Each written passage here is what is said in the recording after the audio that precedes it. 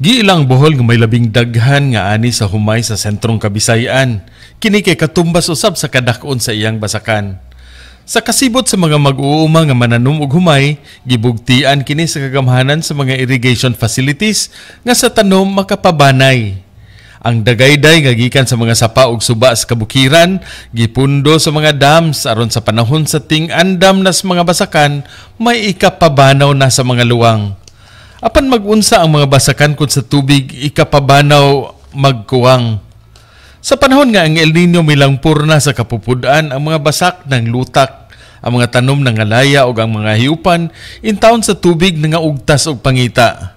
Alang sa temporaryong sulbad ni ining suliran, aron lamang gyud makauwan ug ang mga tanom mabisbisan ug ang mga lutak sa basakan nga una na nga matapakan, giduso sa Department of Agriculture ang pundo alang sa pagpauwan. Cloud seeding kung tawgon ang pamaagi.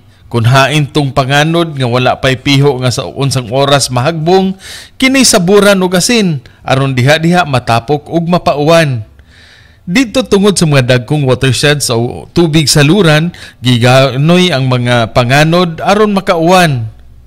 Sa 12 na kalupad aron ang panganod sa asin sa buran, minglapas na sa 1,000 ka mga ektaryang basakan ang sa tubig uwan na pasanapan. Dihay lakang ang pagpauwan sa cloud seeding ipaundang kay lagi sugod na ang tiguan.